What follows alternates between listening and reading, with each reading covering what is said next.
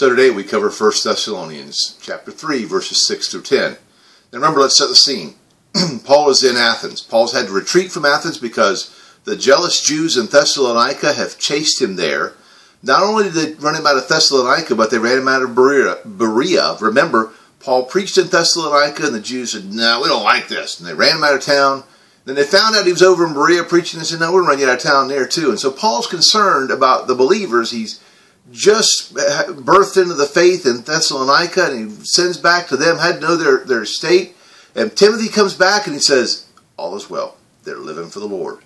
And Paul says in verses 7, 8, and 9 some interesting statements. He says that he has great joy. He says that now we really live. And he says, I can't thank God enough. So you think, well, Paul had it pretty good. He said, full of joy and just all thankful and really just living a happy life. But notice in verse 7 he says, no, I find joy in distress and persecution. Paul's got some struggles in his life. So how does Paul have this great joy and wanting to do backflips? He has it because he's poured into the life of someone else. And he takes joy in their growth. Nothing is better than to watch the growth of someone else because of what you do. Why do I encourage you so much to get involved, be a part? Because there's just tremendous joy when you watch people grow.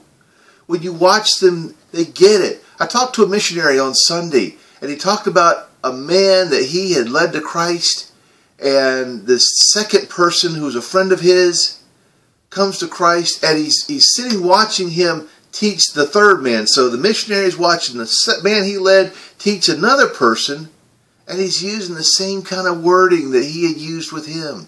Same exact thing. And I thought, wow, that's cool.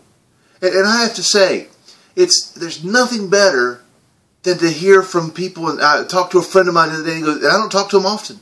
He said, you know, it's interesting how I open your devotional sometimes. I don't open it every day, but open it sometimes, and it's just right what I need. There's nothing better. I've told you, I'm going through some real struggles right now in my own life. Work life is just really hectic, and it's just not fun. But you know what? Nothing can take away the joy that I get when I know that what I'm doing is used of God. So for you, get involved. God will use you in the very same way. Nothing unique and weird about me. Well, there's a lot weird about me, but nothing unique. God wants to use you mightily. And He wants to give you that great joy from being used by Him. Plug in and get that same joy that Paul had. Want to read the whole devotional? Go to the link at the bottom of the page. We'll see you tomorrow.